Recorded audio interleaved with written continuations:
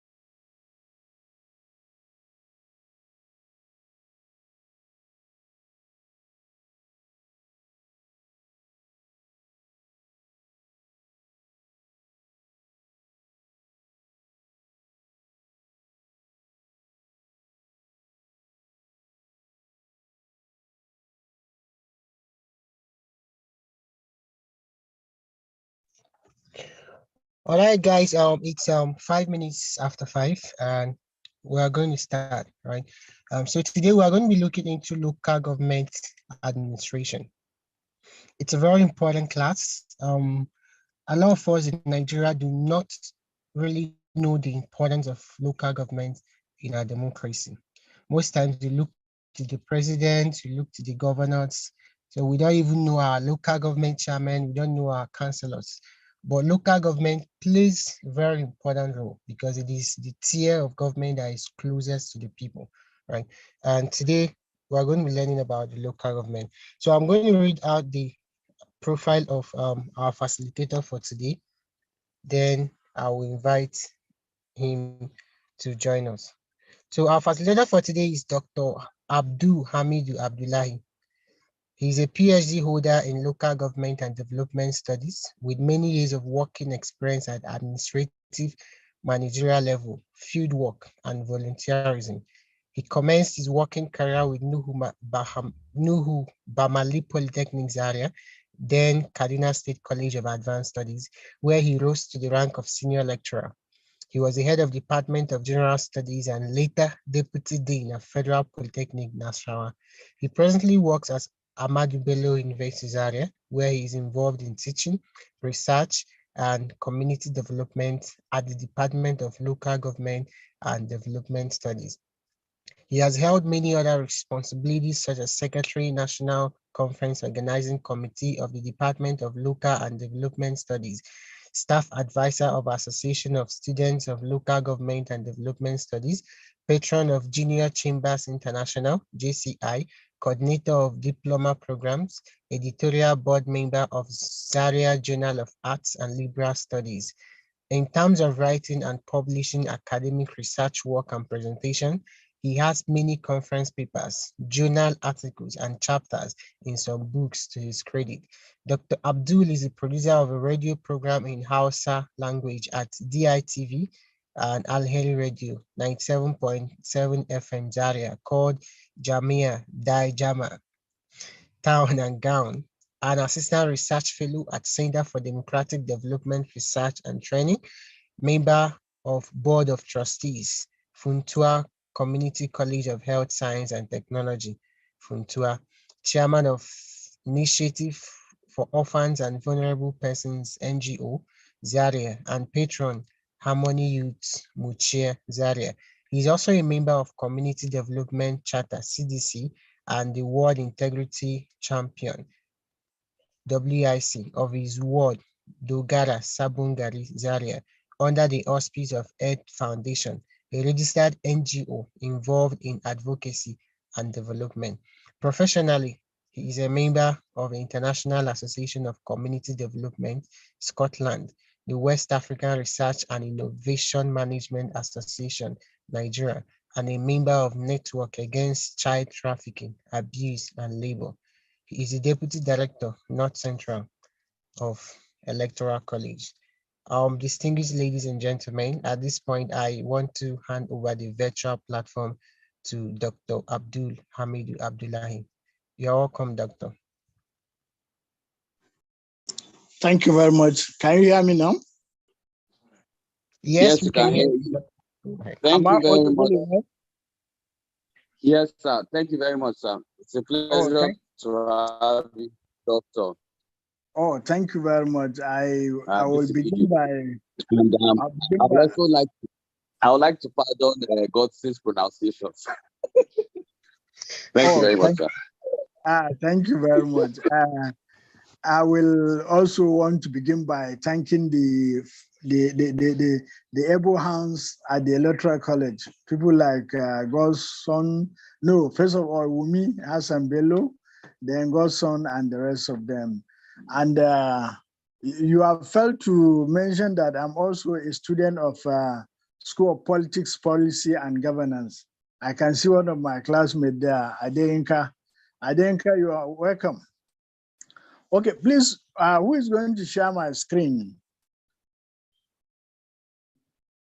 Who is going to share my I'll screen? do that. I'll do that, sir. Thank you very much. Thank you. You're welcome. So just like the introduction has taken place, local government is very, very important. In short, if you say local government is very, very important, you are even underestimating the importance of local government, because every one of us in this gathering today is from a particular place. We are from a particular entity. And And that entity is also located within a particular geographical area. And that geographical area is within a local government. And that local government could be divided into two, either a municipal local government or what you can call urban local government or what you can call rural local government. So basically our concern is on the aspect of community development from the point of view of whether rural or urban. We are concerned with the issue of community development. And just don't mind the language of administration being used there, because we in Nigeria, we have a unique system of local government in the sense that the local government in Nigeria is uniform. It is uniform with only some little variation in some areas, but basically it is the same. So the administration of local government in Lagos is the same thing with the administration of local government in Port Harcourt, Sokoto, Calabar, and the rest of them. And all of them has the same features. They are all operating within the 1999 Constitution. So I'll begin by telling the host to please put my slide. Okay, please roll the slide. The next slide, please. Now my presentation is going to be in this way. The local governments in Nigeria, structure of local government, intergovernmental fiscal and fiscal relationship, challenges of local government, political participation, conclusion, and recommendation. Next slide, please. Now, basically, local government in Nigeria, if you want to understand it, we have to understand the local government areas. And these local government areas are in the 1999 Constitution as amended. That means it is recognized. Nobody can add any other local government apart from these ones. And that is why you have what you call development areas, because the Constitution has not been changed. It has not been amended to affect this section. So the local government remains as it is, as 774. Then you also have Abuja that has 6 area council. So it is recognized like that in the local government system in Nigeria, according to the 1999 Constitution. And then the local government also, based on the Constitution, it has what you call levels of legislative framework. That means it is operating within the Act of the National Assembly, then the laws of the State Assembly, and then the bylaws of the local government council. Next slide. Now, the 1999 Constitution specifies certain areas that are specifically to the local government. These areas are captured in Section 7, subsection 1, and then Section 8 gives you the existence and provide for the establishment and the structure, composition, and finances of the local government. Then in Section 162, subsection 6, the Constitution stated clearly, because why I'm saying this at the very onset is because this is where the contention is. Stated clearly that state and local government must have what is called a state joint local government account. And then Section 6B, 11 and 12 make for the provision of registration of voters and election procedure.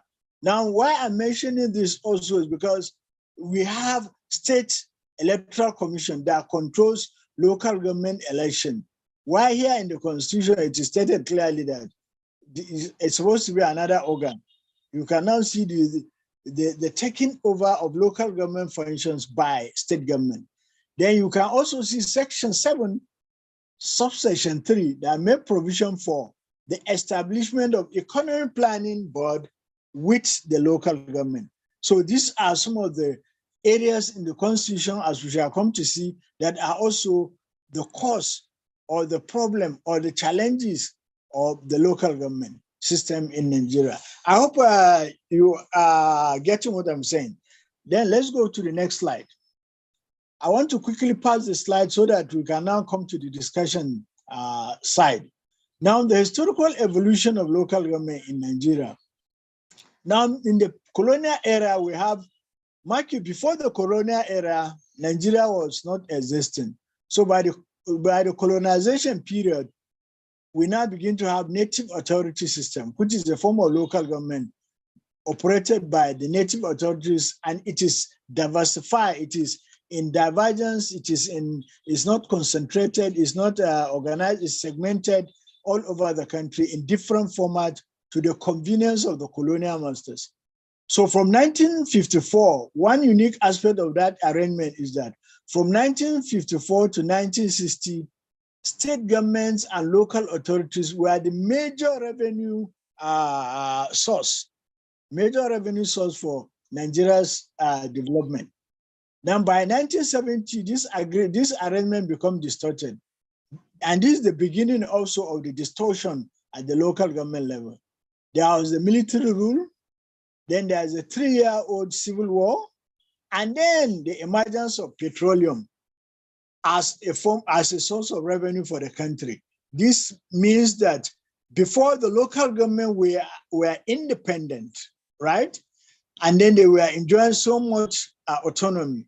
But with this 3 major historical reality, then it gives rise to extreme centralization of public resources and management, because they have to take care of the war. And after the war, the military realized that there is petroleum, so there is a lot of money, so they have to also centralize public resources and management. And that means it begins the part of taking away resources and responsibility of the local government system. Next slide. Now, basically, history and activities of local government shows that during the military rule, there was what is the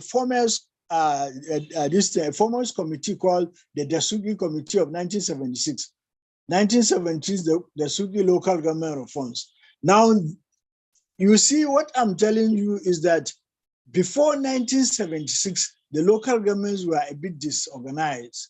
But by the 1976 local government reforms, local government system all over the country were unified into a given philosophy, structure, staffing, and functions with definite objective of undertaking developmental activities. You see, it is from that 1970s that the local government begin to have a very defined role for themselves. And then this defined role of undertaking what? Developmental activities. And this is by devolving and then delegating power to local representatives in the community. Now, it also facilitates the exercise of democratic self-government to encourage initiative and leadership potential. And then the role of the local government then was the mobilization of human and material resources through participation in order to provide a two-way channel of communication between the local government and the state and federal government.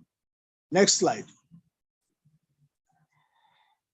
Now, basically, after that reform, you know, the military continued to rule. And then there was an agitation for civilian rule and the rest of them. So from 1989 to 1993, the local government made some adjustment in orientation, structure, and organization. And then there was the adoption of the presidential system, which shows that there is now the separation of powers between the executive arms of the local government and the legislative arms of the local government.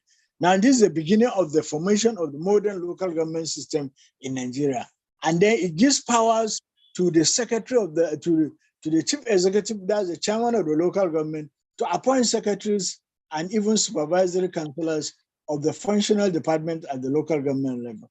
Local government at that point in time also have power over revenue and expenditure. And then the local government chairman is considered as the chief executive and accounting officer of his local government. Yes. Please, anybody raising his hand should wait. Let me just finish the slide quickly so that we can just have time. No, go ahead, go ahead. Somebody's hand is raised. So I say, let him wait, let's finish the slide, then we can do the discussion. Then in between this, by 1979, the Constitution spelled out the functions and responsibility of local governments in 3 categories. Now you can see this is the beginning of the role of the local government becoming more defined through the spelling out of the functions and responsibility of local government according to the 1999 and the 79 Constitution. That is, this is a differentiation between the roles of the state government, then the roles of the federal government, and then the roles of the local government in terms of concurrent, executive, and residual responsibilities. So areas where local government have full responsibility are clearly spelled. Areas where local government shares responsibility with either the federal or state government was clearly stated, and areas of responsibility between the state or federal government that should be assigned to local authorities were clearly spelled out. Next slide. Now, it is very, very important to understand that from 1979, by the time we get the 1999 Constitution, it continued to state our fiscal responsibility or fiscal relationship between the local government and what you can call the other parts of the country, what we can call the other tiers of the government. Now, Section 162 provides that money should be given to local government. But look at the clause, major clause there, as may be prescribed by the National Assembly. So they cannot do anything, even if the money is allocated to them, it's as to be prescribed by the National Assembly. Now, secondly, the Constitution empowered each state assembly to fix any proportion of the state internally generated revenue as a share of the local government share of the revenue. Now, basically, that is why you never had any state talking about increasing this share. It has always remained as 5%. Up to now, it is 5%. Since 1999 to date, it remains 5%, no increase.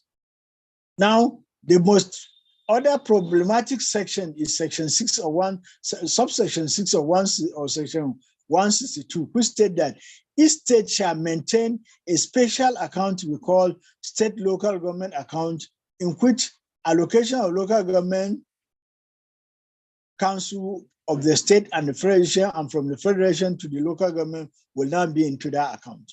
Next slide. Next slide.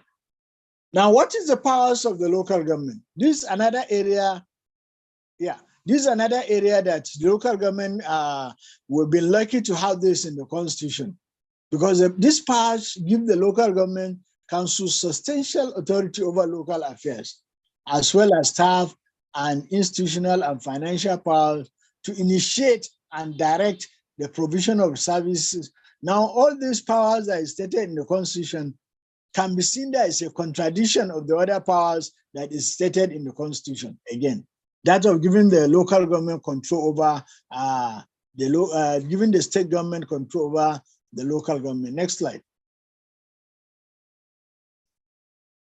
Now, each local government in Nigeria is supposed to have a chairman, a deputy chairman, a secretary, supervisors, councillors, and the rest of them. Then there has to be 6 departments.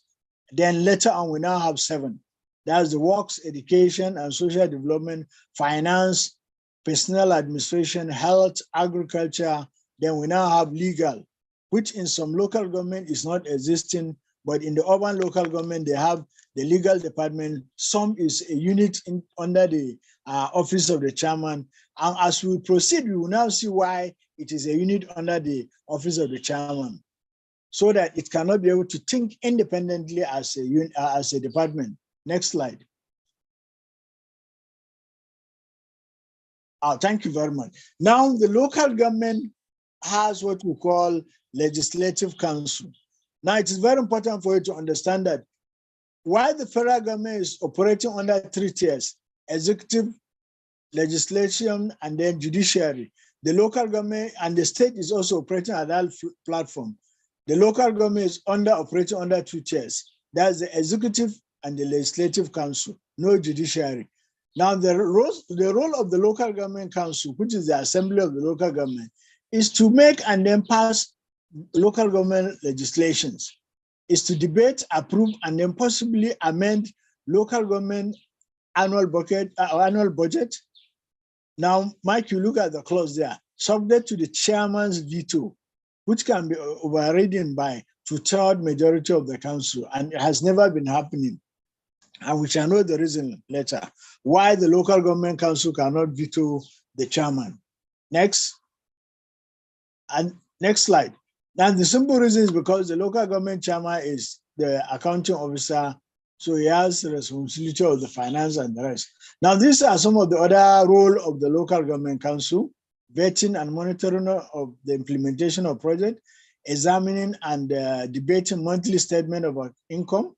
Now, we have a problem with all these areas because how many local government have skilled manpower with capacity and character and competence that can debate a monthly statement of income and expenditure?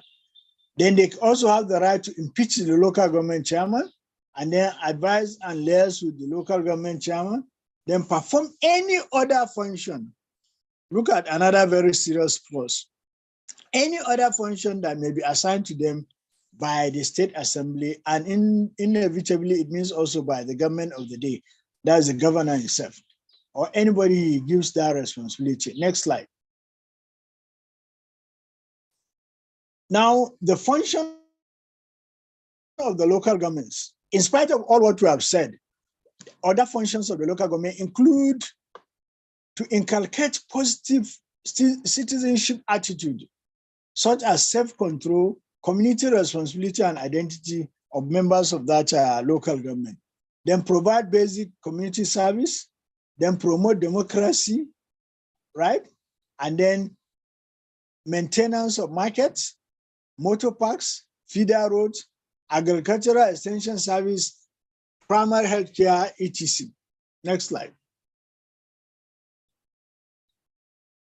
Now, it is very important to understand that local government operates within a given system, and it uses what is called committee system. And it has finance and general purpose committee, which is the most important one, headed by the chairman. Then you have education committee. Then you have junior staff management committee. They have peace and security committee. They have police and community relations committee. You have disciplinary committee, monitoring committee, appropriation, a task force for revenue collection. Now we shall come to see why all these committees, which of the committee is functioning on daily basis or on regular basis, while some are dormant. Go ahead, next slide.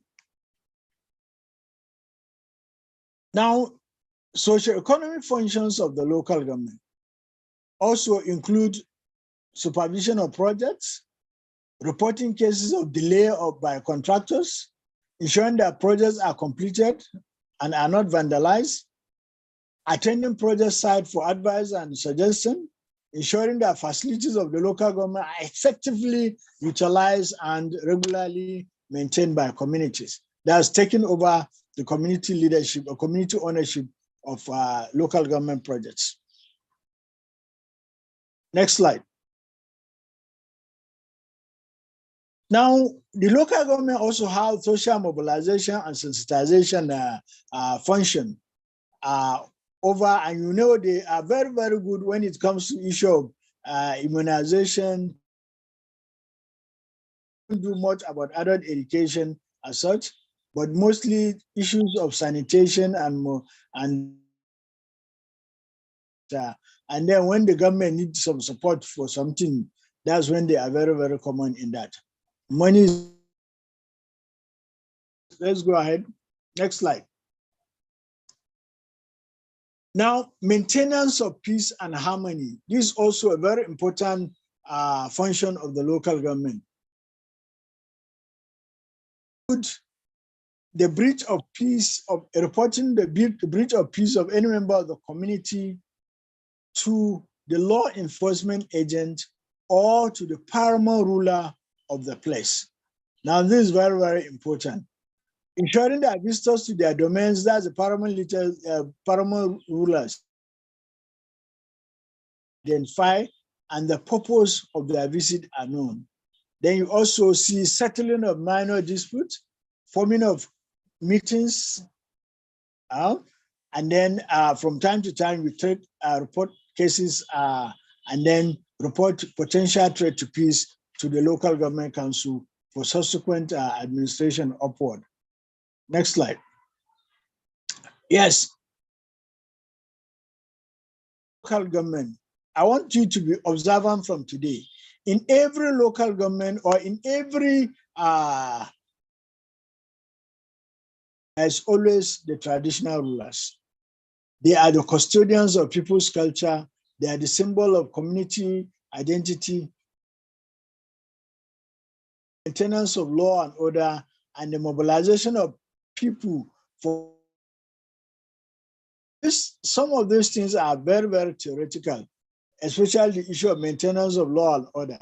But then there are also some people who are violators of law and order, who are also.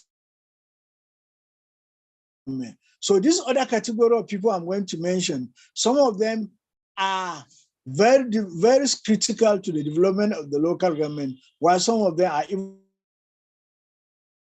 retired military officers and other paramilitary personnel and staff, retired public and civil servants, retired businessmen and women. All these category of stakeholders are either for development or against development in each local government. So you have to do stakeholder analysis to arrive at who among them is very critical. Now, I like Lagos State government because Lagos State government is the first government, the first local government, and the state government is the first that includes the level of the local government. And it passes into law, local government council and local government council development areas, levies, approved levies that is operational. And then it makes the local government to earn more revenue, and up to now it is what is obtainable, though there have been some little changes in this law.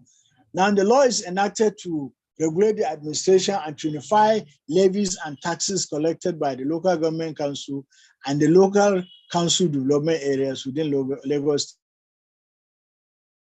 Of any local government as highly urbanized, such as Ikeja, then urbanized communities, right? And then semi-urbanized communities. Now this categorization is very, very important because if you look at some places in Lagos that are highly urbanized, you see their rates, their tax and levies to be collected is usually very different. For example, local government are in charge of cemeteries and burial grounds. But now you see that aspect has been taken over by private companies in Lagos. So who will collect the tax? It is the local government that's supposed to collect the tax. And that is a highly urbanized local government area. So the tax is supposed to go to the local government. And that is why revenues collected by the local governments in Lagos are very effective. Now, let's now quickly come to my own idea of why the local government performance in Nigeria is very poor. Now, it is very poor because of defective and cumbersome structure, as I mentioned earlier. And then the inability of the local government to enforce certain bylaws. For example, now, if you take example of Lagos, those sophisticated cemeteries and burial grounds that are managed by sophisticated companies, right? Now, mind you, they register the company with the federal government and state government, and then they register with the local government. So who will collect the tax and levy from that? Is it the state or the federal or the local government? So it makes a structure, and then local government cannot enforce the law of telling the guy to, telling the owner of the company to pay his tax. Inadequate power of enforcement, inadequate finance, low caliber and poorly paid staff, low administrative efficiency and corruption, and then the vicious cycle of poverty of the local government area. Most of the local government, before their money come from the state, they are very poor because they have to remove the money for what you call primary school teachers. Then they have to remove what you call extra budgetary allocation, such budgets, because every local government have to give some amount to the police, the military, and some paramilitary formation in their own area for continuous upkeep of law and order. Now, the local government autonomy, this is where most problem is also at the local government level. And this is why we have been struggling all these years to see that local government gets its own autonomy. Now, luckily enough, by 2019, we were able to get the Nigerian Financial Intelligence Unit to issue some guidelines against overbearing influence of state government in the administration of local government allocation. Now, the guideline reduced cash withdrawal from local government account to 500,000 daily. Before, the local government, the state government can decide to say, please, give us 1 million today, give us 3 million today, give us 5 million today, and the rest. Now, this Nigerian Financial Intelligence Unit has been able to make it only to 500,000 daily.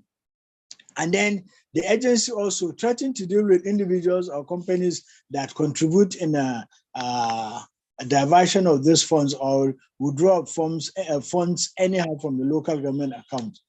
With sanctions, the threat of sanction is very much high on those companies or individuals that are connived to do so. Next slide.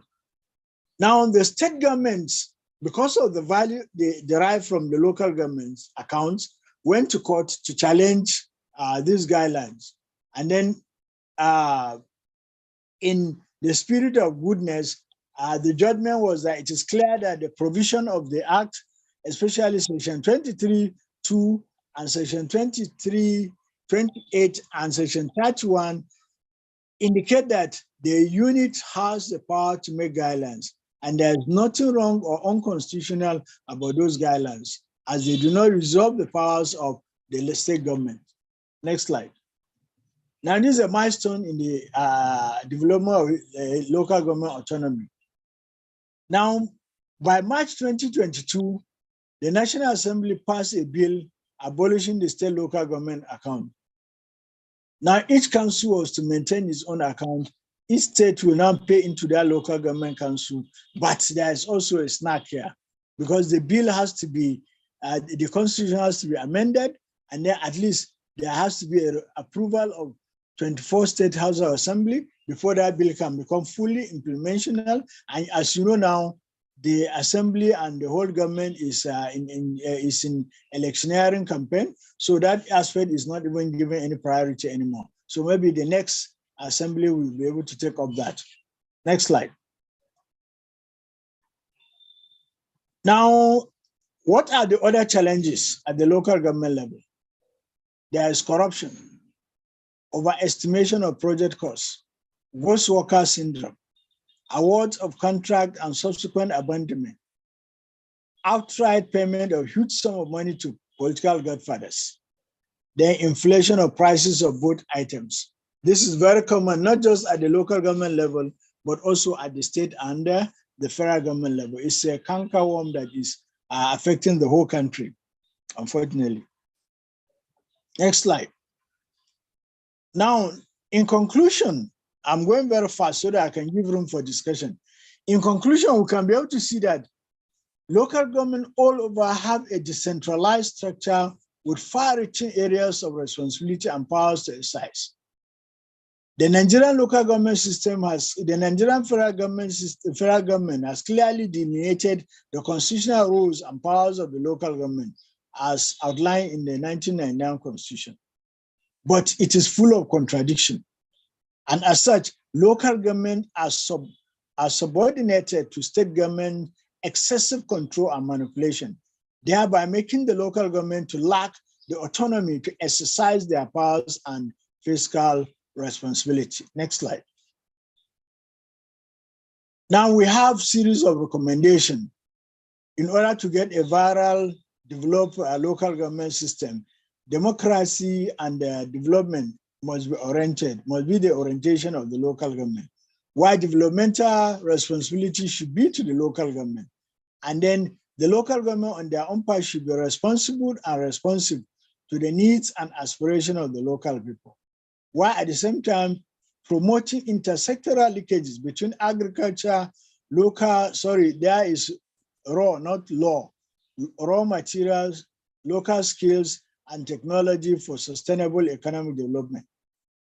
Now, the local government also have to make it a principle by making reducing poverty by half through all the local government planning and budgeting system and spending, and then the provision of socioeconomic services and the rest of them. Next slide.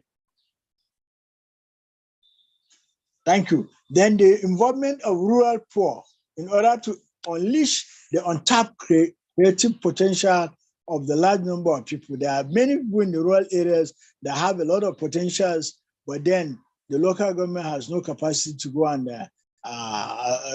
tap those rural potential. And then the organizing the formation of cooperatives, community-based organization, non-governmental organization that will serve as change, thereby encouraging the acquisition of new skills and then making life easy for rural dwellers, especially, and even the urban dwellers. Then the encouragement of the participation of rural women in development process has to be spearheaded because of its numerous advantages. Next slide. Now, we also suggested that the budgeting system of the local government should be based on performance budgeting system, which will adopt sound budgetary operation, financial discipline, skill and responsible manpower that will now form the budget and then execute the budget and then implement the budget with a clear-cut recording and reporting financial and fiscal data, and then a coordination between government agencies and central budgeting agencies. Next slide. Now, our recommendation include a bill seeking to amend the provision of the Constitution that is causing a very big problem for the local government. And then the scrapping of the local government joint account as well as the state independent electoral commission so that the local government can have a good basis for their development, including the issue of good governance and rule of law. Next slide. Thank you very much. Next slide. Good. Now it's time for Q&A. Thank you very much. So right, okay, Doctor, you wanted to say something else? No, I just want to say thank you all for listening, and then back to you for the Q&A. All right. So thank you so much, Doctor, for that eye-opening conversation. So guys, it's time to ask questions, right? And I want you guys to drill Doctor. He's loaded. He's here to answer all your questions. Whatever question crosses your mind, please ask. I would like everybody to be interactive. I would like class to be interactive, right? To ask your question, because the local government is the tier of government that is closer to the people. And because of the way Nigeria has been structured, we don't pay attention to the local government. But there are a lot of eye-opening conversations that we are going to have this evening that will begin to shift your attention to the local government. You know that you can hold your local government accountable, your local government chairman, your councillors, and So I'm going to do it this way. I'll call you or meet you, then you ask your question. But please just go straight to the point, right? Let's get to the point straight. So I'm going to call you guys according to how you raise your hand. The first person that is here is Aminu Adamu Ahmed. Then after Adamu Ahmed, we'll go with Anthony. So Aminu Adamu, I've asked you to unmute. So you can go ahead and ask the question. Hello, good evening, everyone. Thank you to Doctor in the house. I think that lecture was, in short, it was quite informative, and I truly want to appreciate you, sir. My question is that why are there so many contradictions pertaining to the local government administration when it comes to their law? There are so many contradictions back and forth, and what is the reason behind this? Why is there no clearly spelled out law that enables the functionality of the local government system in Nigeria? Then secondly, I want to ask, back in 2006, I remember I was in the village and my uncle was a council member at the local government level. The projects they could execute then were just gutter potholes and what have you. And then they were seeing a reasonable amount of money compared to now. Is it that this joint account that has been abolished by the new law is no longer in effect? Because as it is now, I visited village most often times, and I realized that absolutely nothing is going on in the local government. So I want to really know why the local government is supposed to be a government closer to the people to effect a lot of development in the villages, in the communities, and what have you. But villages nowadays, in short, a lot of people are running from the village because of lack of development to the urban centers in search of greener pastures. So what are is it because of the corruption? I would really want you to help me out in this area. Then number 3, okay, please, I would love you to attend to those 2 questions. Maybe I will be permitted to ask another when the other question comes to my head. Thank you, Doctor. Okay, thank you. I will just, you see, all of us are from a particular region. Who is making up in the background? Oh, my apology. Okay, thank you. So, you see, I don't want to be overwhelming. I don't have all the answers to your question. And I can see in the class, we have some people who can also answer the question. So if you don't mind, permit me to call some of the people in the class who can also answer the question. Where is Maureen? Maureen Yabo, have you run away? It's like Maureen Yabo has run away. If Maureen Yabo is around, please unmute her to answer the question. She's also another veteran of local government knowledge. Maureen Yabo. Maureen, I said you. So, Maureen, Dr. Yobo, you are not willing to talk. Okay, in any case, let's save time. In any case, what I want to say is that, you see, there is no straight answer to your question. The simple reason is because we are operating in Nigeria, a political system that the winner carries all. So if you have the government in the center as your own government at the local government level, then other aspects of the constitution that is available can be thrown away, and then you go away with every thing you do that is good and not acceptable. So at the level of the local government, they all accept that it is very important to have this, very important to do this, very important to do this. They all accepted. But the local government become only important when it is time for a political campaign. So in the actual fact, it is now that people are taking their destiny into their hand. There was somebody who is a member of the state assembly who went to his local government. He has not been visiting the local government. Now, during this era of political engineering, he went to his village, and then they sent him away. They drove him away, they stoned his car, and then he has to run and leave the local government. Because when he was there, he never cared for their existence. He never did anything for them. So what I'm saying is that the laws are there, right? Though the laws have a lot of contradiction, but it also, laws are meant for human beings, and it is human beings that operate those laws. Now, when you have an incapacitated individuals that will struggle for that right, automatically you are also going to have the winner takes all syndrome.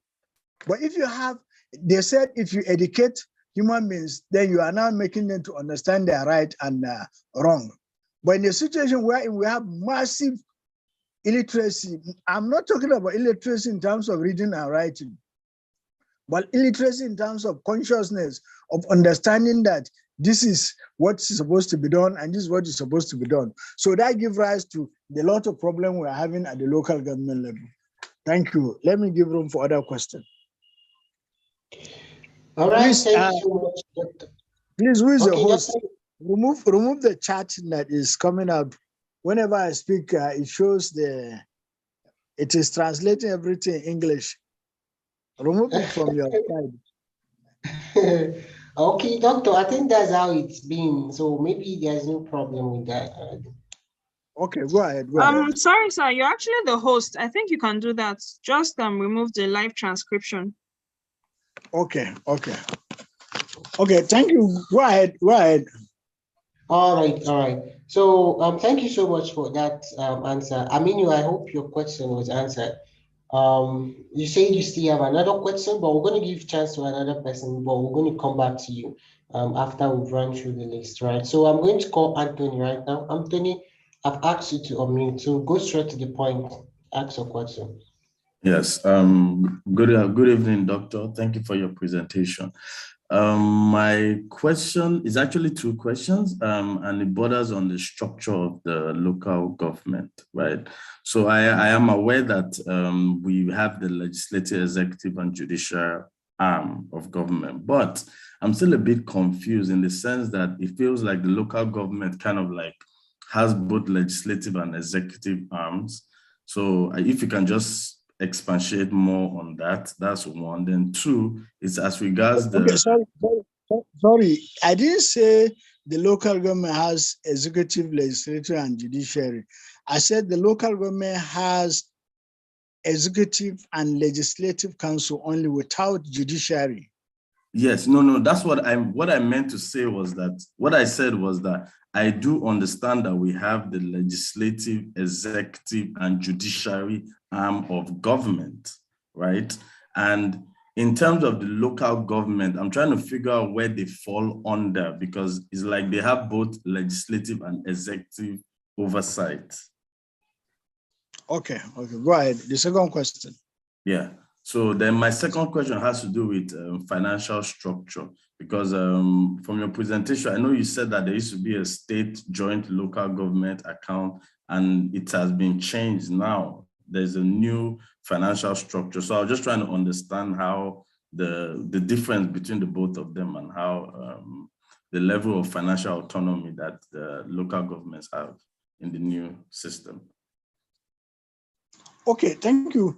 In terms of the demarcation between the legislative and the executive council at the local government, why it is not clearly shown is because the members of the executive of the local government are the chairman, the vice chairman. Now, anybody who is elected as a councillor is not a member of the what? Legislative council, right? Now, why the demarcation is not clearly, the demarcation should be seen in terms of role performance.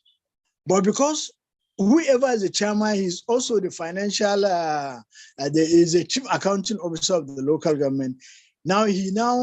If that is why I talk about education is very important. In a situation where you have a chairman who is very educated, who knows the budgetary control of the local government and budgetary formation, call for budget and the rest of them, why all his other councillors don't know anything about that, then he now tells them, this is what you're supposed to do, this is what you're supposed to do. So they cannot be able to debate anything. They're only going to approve everything. So it is there mostly in paper in most of the local government councils. And that is why you see, you can even go to the extent of seeing a councillor holding the chairman's bag. While the chairman has his PA, they're supposed to hold his bag for him. But the councillor will be holding the chairman's bag in order to be able to gain some favors one way or the other. Then very importantly, on your second question, the local government council,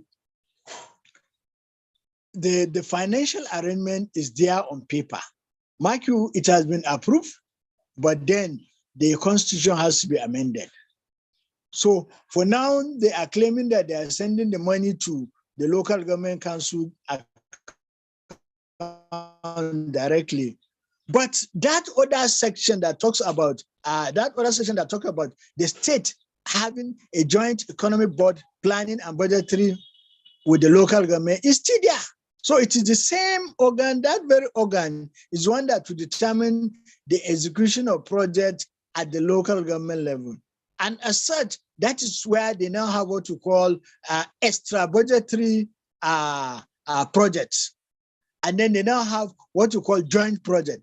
For example, where I come from in Zaria, most of the time when it is farming season, the state government now meet to the local government because farmers are in the rural area.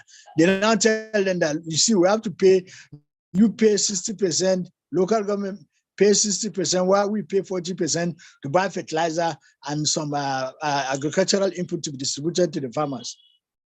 Now, it is not supposed to be that.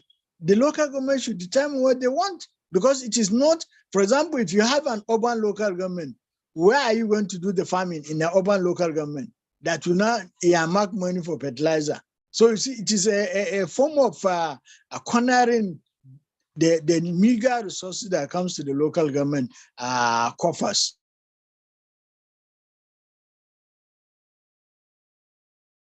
Thank you. Next question. Any other question? Thank you so much, Dr. Anthony. I hope your question has been answered. That was very clear enough.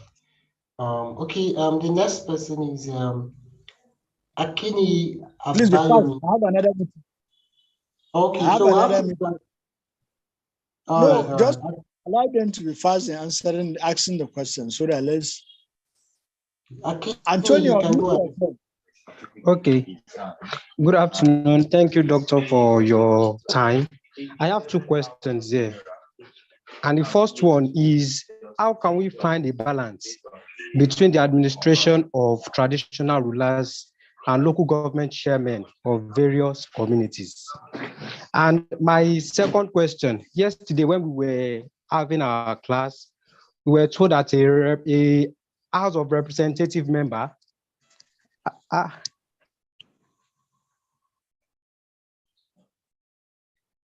Are we lost in Anthony? Okay, before Anthony come back, let me quickly answer his first question. Are you hearing me? Yes, Am I I can audible? hear you. Okay. Yes, Yeah, so what I'm saying is that the relationship between the traditional rulers and the local government council is also another area that has to be clearly understood. Because take, for example, now, the Oba of Lagos. The Oba of Lagos is not just, before he become an Oba, he's a senior officer in the police administration, almost getting to the rank of IG. And now you have somebody who is coming to contest chairmanship of the local government in his area, who has just maybe finished his degree, who is just looking for the chairmanship in order to improve his financial status. Now the Oba can pay him his salary for 10 years without feeling any pinch. So how can he now control the Oba?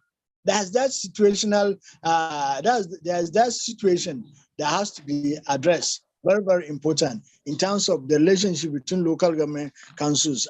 But in the actual sense, the traditional rulers' salary comes from the local government account.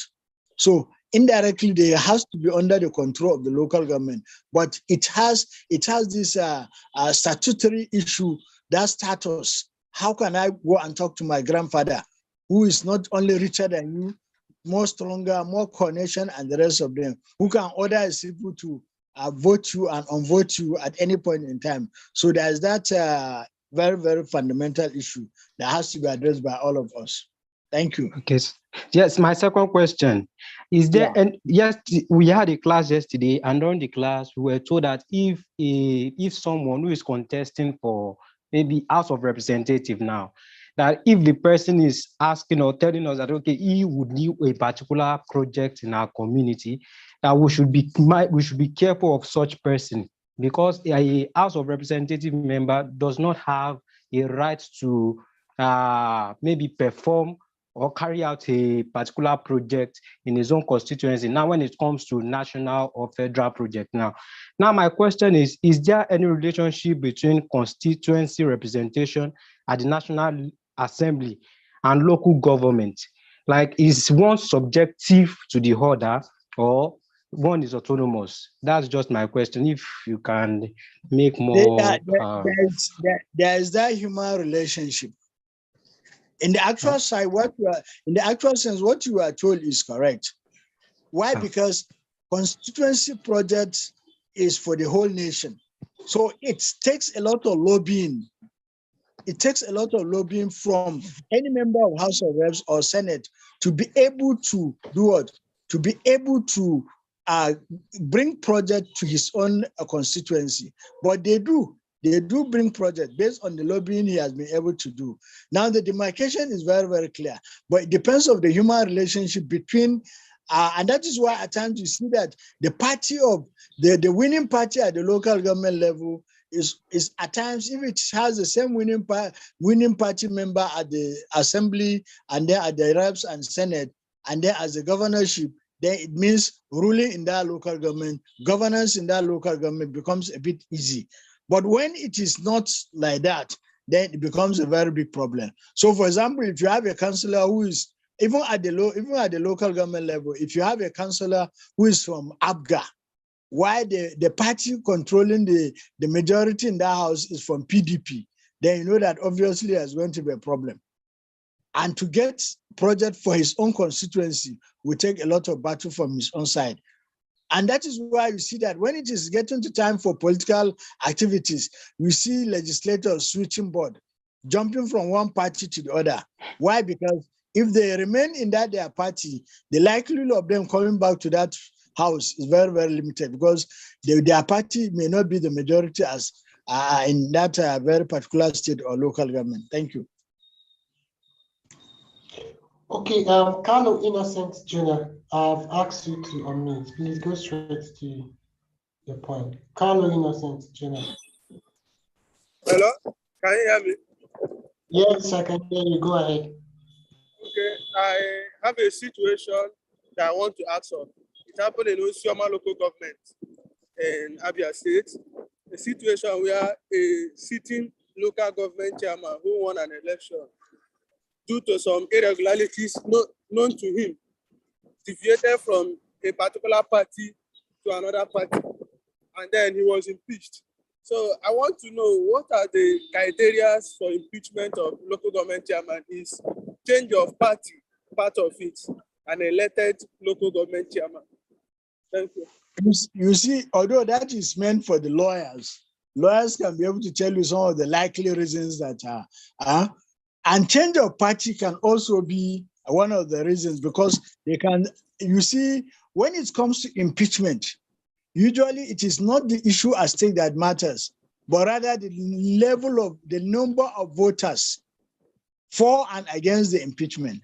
And that is why at times, even if a fraudulent issue is raised against somebody in the house, and if he feels that if he comes to the, because the issue is that in politics, when you paint black and say it is white, and you are able to get all the majority to accept that it is white, though it is black, then it remains as that. The voting is going to indicate that it is white, not black. So that is the main reason. So the issue of him changing party, changing to another party may not even be the issue at stake, right? But then it is very, very possible that the number of people, and that is why, where I'm heading to is that is why I see that whenever such a situation is going to occur, it's more common in the state assemblies. Then you see somebody taking away the maize and running away with the maize, because if you run away with the maize, automatically the sitting cannot take place. And that is why I see the clear case of the House of Assembly members in Edo State, wherein they have to go to another place to sit and then decide that those other members have not been coming to the assembly, and as such, they should be recalled back, and then their salary was stopped. So it's an issue of number. Most of the time, the political issue is very, very sensitive, and as such, if you are able to paint black to be white and have the majority to accept, that is all. Next question, please. All right, thank you. So I'm going to Egu. Egu, please, I've asked you to unmute. So just go straight to the point. Egu. All right, can you hear me? Yes, I can hear you, but there's a little bit noise in the background. Okay, good evening, Doc. My question is, what powers do the state have over the local government? I'm asking this question because, like in my state, you discover that the state government oftentimes collect the local government funds from the local government chairman. Also, when a local government chairman is not performing the way the state government, well, that's the governor of the state wants, you discover that the state assembly move motions to suspend that particular local government chairman. So my question is, do the state government have powers to do all of that? They have power to do that because of what the various sections of the Constitution that I've mentioned earlier on. Those various sections of the Constitution gave them that power. And as I said, just like the previous question, if you are able to lobby, if the governor is able to lobby, and you know that lobbying in Nigeria is not just convincing somebody, but also the issue of Ghana must go will also come in, and the rest of them, other forms of favors and the rest of them. So if you are able to do that, then that means you are able to successfully convince what? Convince the members. And that is why at times you hear talks attacking state assemblies whenever they want to do some process of impeachment against somebody. Because by the time those talks fail to attack that assembly, automatically that person is automatically impeached because the lobbying has already have taken place. And as such, there is nothing that anybody can do since the lobbying has already taken place. So it is very, very significant for us to understand that that powers is there because of the subversion of the powers of the local government through that constitutional provision of that state local government joint account. If you scratch my back, I'll scratch your back. So if the local government chairman did not comply, he knows what is going to happen to him. And as such, that is why he doesn't have any power but to do it. And then if he fails to do, automatically impeachment is usually what happens. And that's why I said, whenever a local government chairman is from a minority party, he has to play ball or else he will be impeached. And when he is not in tandem with, that means he himself has to be lobbying members of the assembly on a regular basis and the governor or the party of the governor in order to retain his seat. That's the political machinery existing in Nigeria. Next. Okay, thank you, Doctor. I think it's even impossible for another party to win in a local government in a state where a particular party is ruling. But then that's a discussion for another day. I'm calling Idris right now. Idris, I've asked you to unmute yourself to ask a question. Please go straight to the point, Idris.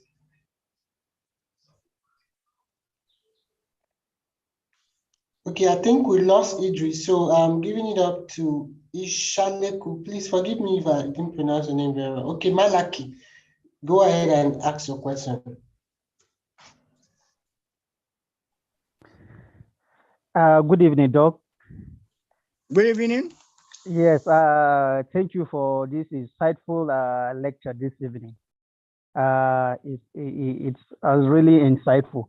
I want to know the issue regarding a state creating a ministry that maintains the activities of local government and chieftaincies in connection with the employment of local government itself. When you have the local government service commission that supervises or maybe recruits individual or staff to the local government, which totally submits the local government to the state. So I want you to a bit enlighten us on that aspect, Doc. Thank you very much. This is a very important question. It is still tied up to the issue of lack of independency of the local government.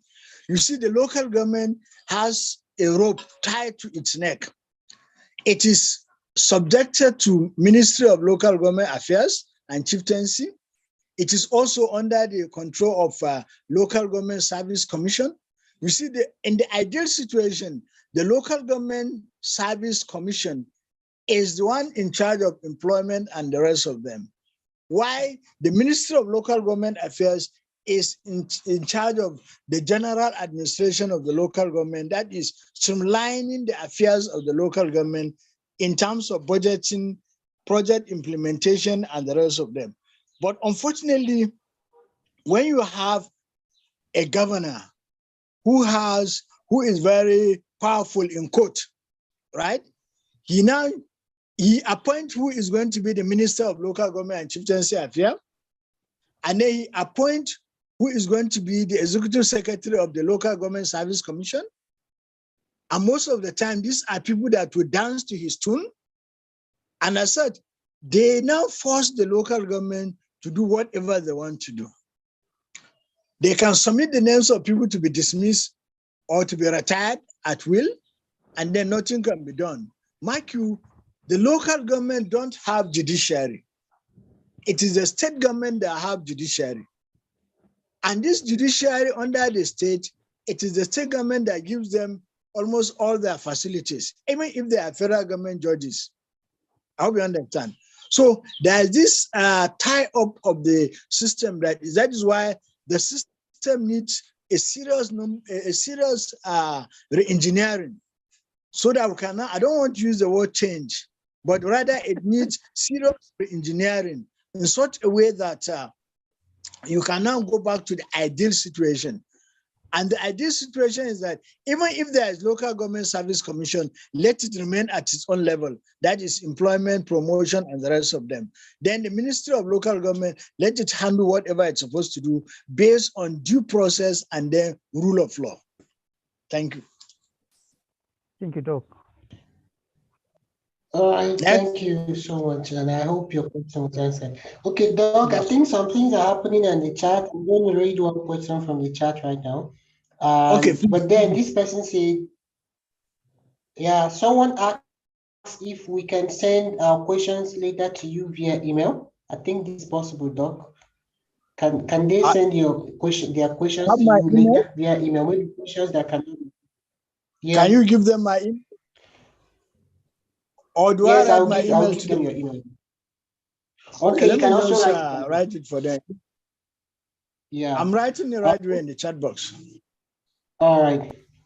Okay, so guys, Doc is dropping his email on the chat box already, so you can copy it. If you have more questions, you can send him email and he's going to reply you. Okay, Doc, we have this question from Paul Chidi. He said, good evening, Doctor. Thanks for the wonderful local government education. Can you please throw more light on autonomous nature of the local government, both in financial and administrative level? Sorry, I missed that question. All right, he said, can you please throw more light on the autonomous nature of the local government, both at the financial and administrative level? Okay, let me start with the administrative level. The administrative level, the local government is not autonomous in the sense that it cannot employ, but it can it can set up some disciplinary process. It can only employ junior staff to a certain level. That one with the approval of the Ministry of Local Government Affairs. I know the Local Government Service Commission. Then everything it is done in terms of finance, it is also not autonomous because it can only do the budget.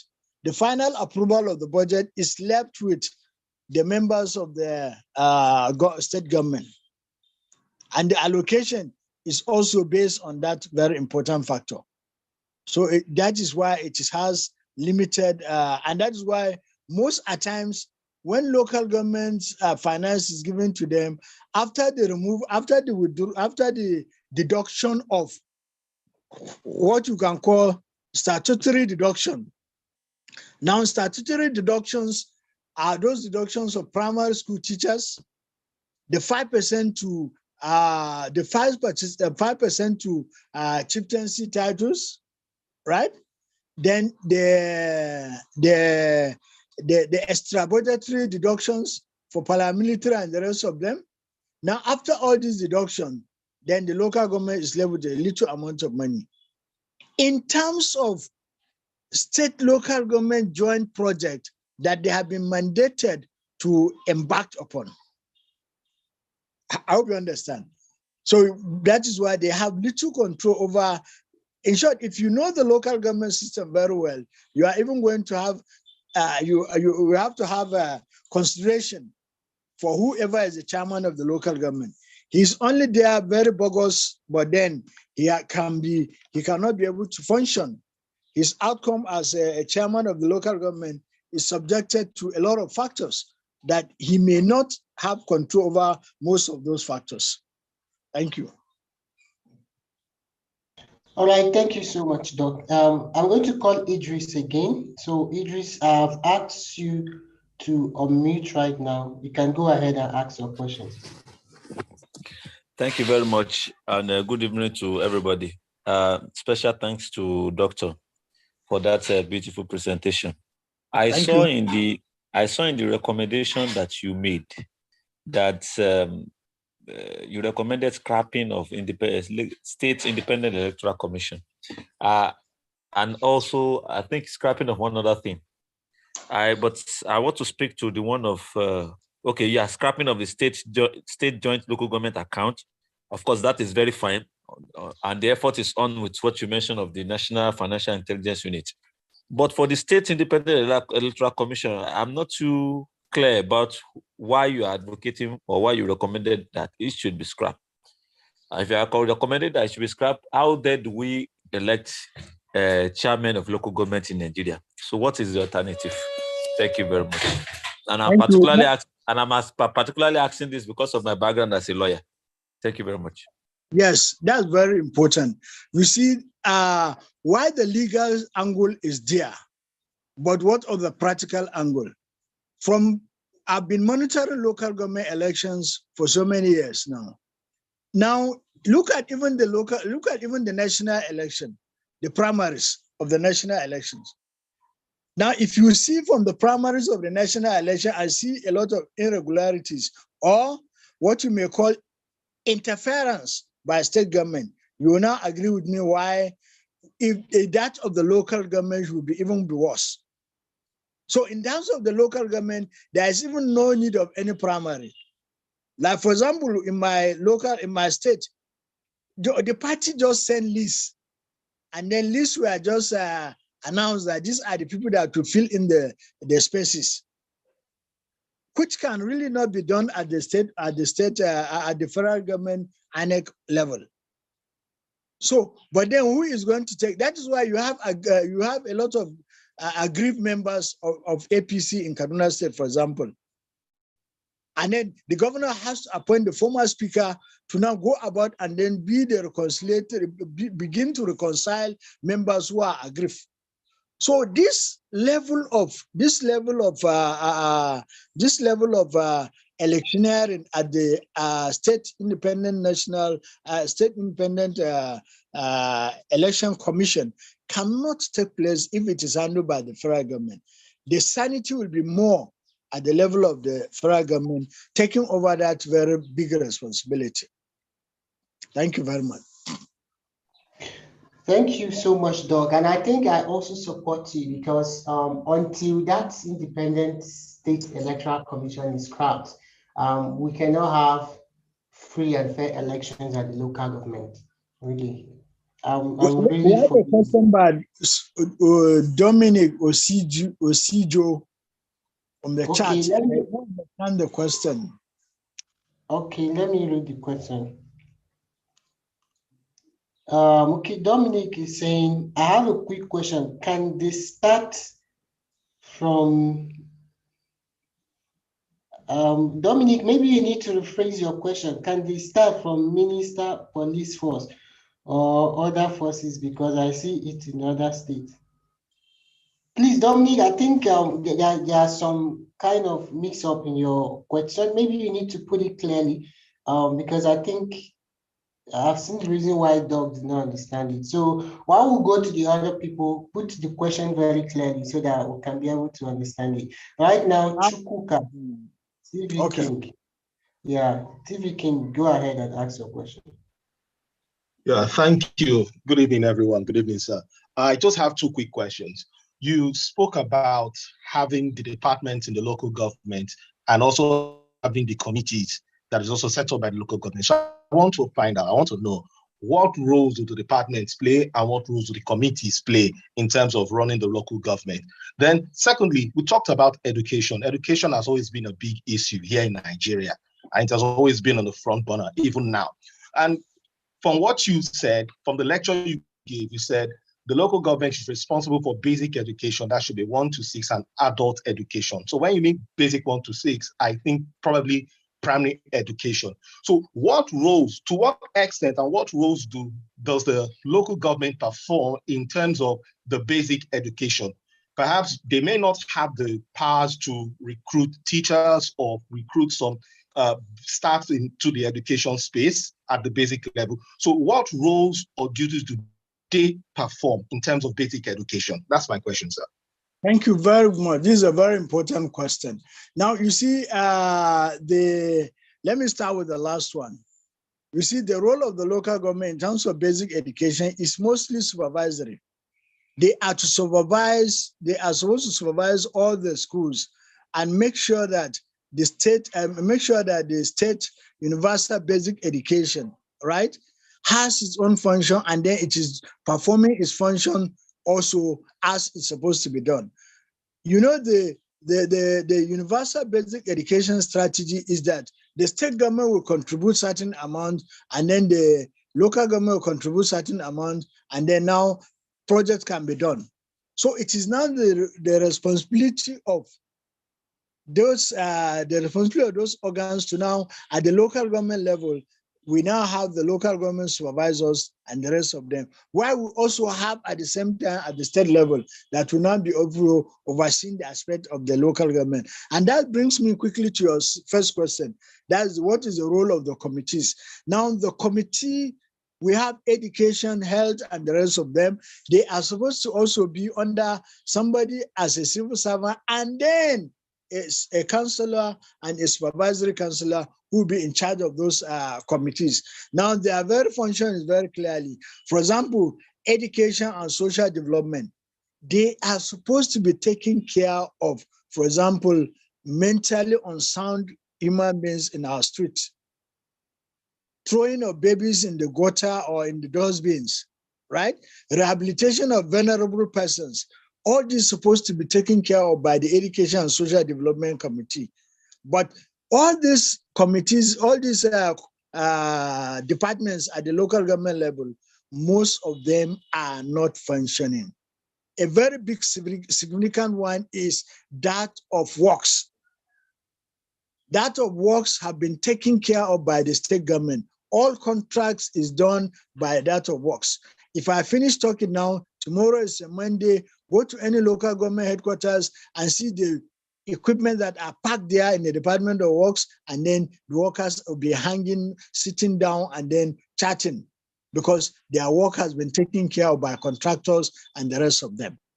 It is only few states in Nigeria that allow the works department at the local government level to have some similitude, some resemblance of work at that level. But all the others, they are just almost redundant. Even simple maintenance of the house of the chairman, they cannot do it. It's given to big contractors because of the financial benefit that is attached to it. Thank you very much. But then they are very, very important when you have a functional government that is serious. Next question, please. Okay, thank you. Okay, guys, I've seen some of you asking questions on the chat, but let's take these guys that their hands has been up all the while. Essian, I've asked you to unmute, so just go straight to the point right now. Good evening, everybody. Good evening, Doctor. Please, can you hear me? Yeah, I can hear you. Go ahead. Good evening, facilitator. Doctor, thank you for the wonderful lecture. I just wanted to ask a question. People have been saying a lot of things, but my question is this. The 36 governors of Nigeria have a forum, National Governors Forum, which they use to present their case on national issues jointly. I think there's a conference of state assembly speakers, 36 speakers of the state assemblies have that kind of association too. What happened to ALGON, Association of Local Governments of Nigeria? In 99, 2000, I used to see some ALGON activities. What happened to ALGON? If all the local government chairmen are wallowing in a bit of, will I say, under oppression of state governors, whom have turned themselves to mini emperors. Can't Algon be put together again so that they can take their issues, put their issues on the front burner of national discourse? I thought Algon, and can Algon be revived? That's my question in just one statement. Thank you, sir.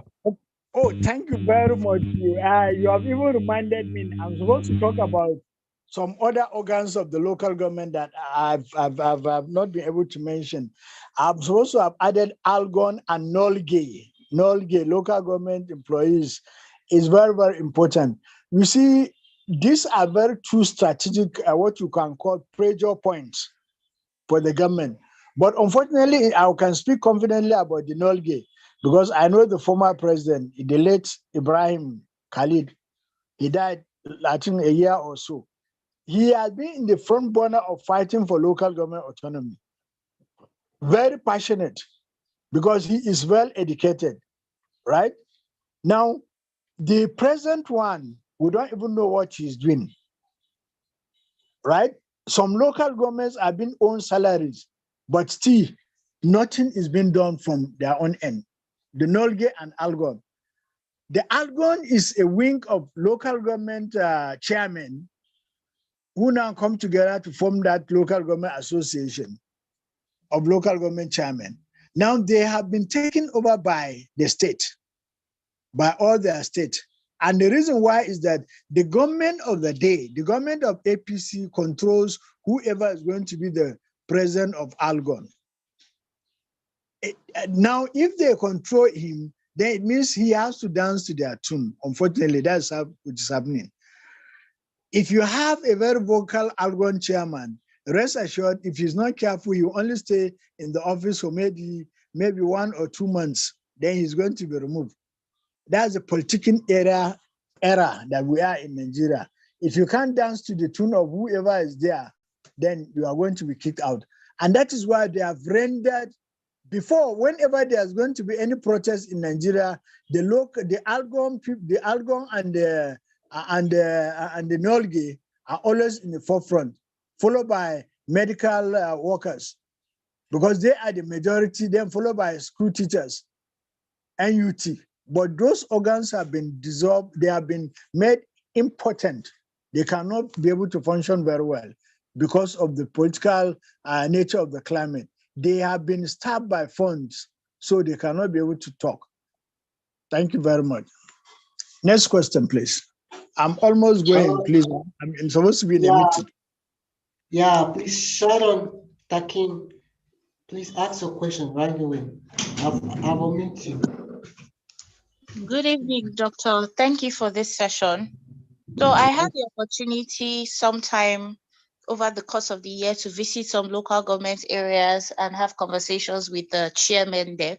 So in some places, like the person that asked the first question mentioned, they will show you their projects as gutters. And you go to other places and they've done a lot of work. And resources are limited on both ends. They have the same issues with allocation and all of these things. One chairman does not even live in the state. He had to come in from another state to make that meeting. Now, because of this, it got me to think, what really is the biggest challenge facing local governments? Is it the funding or is it irresponsibility? Because we've seen some places that work even with the limited resources and the circumstances they find themselves. And how can we hold this local government chairman accountable as citizens? Thank you. Oh, this is a very good question. You see, right now, I'm also a member of the in my ward, I'm a member of the Ward Integrity Committee. We track down projects that have been approved in the budget of the local government to see the level of implementation, right? And based on that singular aspect, we are able to now get some projects that were abandoned, then they are now brought back to track. Now, in some cases, we go ahead and then realize that monies have been released, but then we cannot be able to track what happened because of the so-called powerful organs in the state, right? So that is just what is happening. Now, you have already answered the question. There is funding to some extent, but then there is also irresponsibility from the part of the state and from the part of the local government staff. And this irresponsibility from the part of the local government staff is also based on incapable or lack of capacity starting from the chairman to even the civil servant employed in that local government. Some of them don't even have the capacity to understand what is a budget and how is a budget supposed to be implemented. A very clear example is that if there is a relational budget intersectoral connection between certain local government and certain non-governmental organization, then you can see that the project is taken off very clearly. For example, in terms of immunization, when the immunization comes to the local government, they come with every facility that they are going to distribute, including the little incentives that they are going to introduce. But had it been this thing is given to the local government, definitely immunization will not have taken place. So when they immunize a child, they give the child either milk or biscuit or something of that nature, or they give the family something. Now, it is the direct people who are going to the field that are being given those things, not those in the office. And that is why everything is going on very smoothly. And if you track down other projects like that, that the financing goes directly to whoever is going to handle it, it is usually very excellent. But when it comes directly to the local government, then there is always a problem. So this is a very serious issue that all of us must rise up to that very important challenge. Thank you. Next question. Thank you, Doc. This is the last question. It's from Bawa. So Bawa, I'm unmuting you now. Go ahead and ask your question. Then after this, I'll read the final question in the chat. Thank you. Okay. Good evening, Doctor. Thank you. Thanks very much for winding up on local government administration.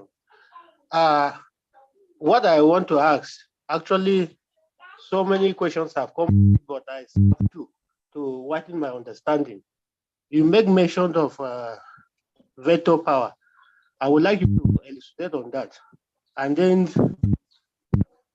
this second one, that if from the lecture we come to understand that the State House of Assembly actually have power onto the executives in the local government, and the local government doesn't have a judiciary aspect of government. But if the local government chairman is impeached illegally, that means by the legislative arms of the local government, which is the councillors, or by the State House of Assembly, and then the person went to court, and court instated him. Most of the times, we only hear the local government has been reinstated. He will not go back to the office and perform his legal duty. What is the right way? Oh, thank you very much. This is a very important question. Where are the lawyers in the house? You see, everything boils down to human relations. The court has a limit to which it can do something for you. It can allow you, give you a judgment, but who is going to implement that judgment? It has to be the court will direct that this is the judgment, then the implementing organs can decide to delay the judgment. So that becomes a very big problem. And most of the time, when you have such a situation, then it becomes a very serious situation, because it means that it's a mockery of the judiciary. Because what it has, the judgment it has given, and that is why it is said only the rich get justice. The poor cannot be able to get justice, even if the poor is right. So this is a national or international phenomena taking place all over the place. Then in terms of the impeachment, I want you to understand impeachment in terms of lobbying. When you lobby, then you get the majority, then you don't have any problem. And that is why, for example, when it is time for impeachment, you may realize that at a certain point in time, the local government chairman is not around to even sign the impeachment papers. That means he's indirectly vetoing out, he's indirectly telling you that this thing cannot succeed. Somebody mentioned something very interesting. I know of a local government chairman in Katsina State who is staying in Kaduna State, who only goes to the local government area once or twice in a week. And the interval of where he's staying and the local government is almost 300 kilometers. You can see. So he comes only when there is something to be done. Then how do you expect developmental effort to take place? And the same thing with the local government in other areas is the same thing all over. So it is a very serious issue. If we want local government to perform for us, we must be able to do what? Also call them to account. And the ability to call local government to account begins with having our PVC, and then not just having the PVC, but going out in the sun or in the rain to vote the right person. That's the only solution. And not just voting the right person, but making sure that after voting, we also monitor his activities. So that if we don't monitor his activities, when he goes there and change, then you don't have to blame anybody. You blame yourself. Thank you. Thank you. Let me read the final questions from the chat. Okay, guys, Doctor already dropped his email, so please don't drop any more questions. You can send the other questions to his email, and I'm very certain he's going to reply you. So these are from OK Harry. He said, Dr. Sir, with the Local Government Civil Service Commission and the Ministry of Local Government and Chieftaincy Affairs being tied to the local government by the state, is there anything that can be done for the local government to have financial autonomy? The local government can have financial autonomy through the struggle. You see, the role of the civil society is very, very important. Nolge tried during the regime of the former president, but this present president doesn't seem to be talking much about local government autonomy anymore. So, and then you and me, we have that responsibility of rescuing our local government because we all come from a particular local government. And you see, it baffles my imagination when somebody will go to Dubai and see how their local government council is performing. And then he will now come here and then even the local government chairman, they are taking for a visit to Dubai, they are taking a visit to London and the rest of them, China and the rest of them. But when they come back, there is nothing they can show for it. And the reason is that it's just a jamboree. They have just gone for tourism, right? So we are the one to get up with this, your knowledge in the Electoral College. It's your responsibility to get up and then continue making synergy with all the relevant people that are into the civil society space so that we can be able to now struggle to get the local government back to track. Now, somebody asked a question in the chat. The person that we could not understand his question, he asked a question that can the local government have police? Can it have its own? My question is, can the state government set up a police force or any force at all? I see it in a state like Kano. Now, it is not, the Constitution has not given anybody, any person permission to form a police force. Rather, it is forming a vigilante force. There's a difference between police force and vigilante. The vigilante have the right to arrest, but the prosecution is done by the main police organ. So even the military, for example, don't have the right to prosecute. You can see of recent a soldier who went and killed somebody. He was just removed, the uniform was removed, and then he's now handed over to the police to do the prosecution.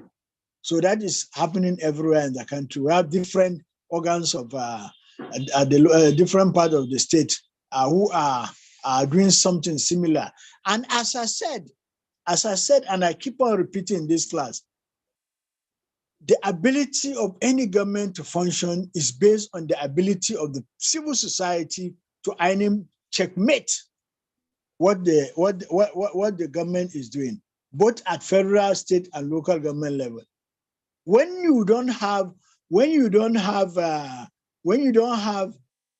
knowledgeable people who can mobilize and then synergize and then strategize and then do a lot of advocacy, so that people will now realize that this is their right and this is their limitation and the rest of them, then obviously the wrong is taken as the right, while the right, somebody who's doing the right thing is now considered as a deviant in the society.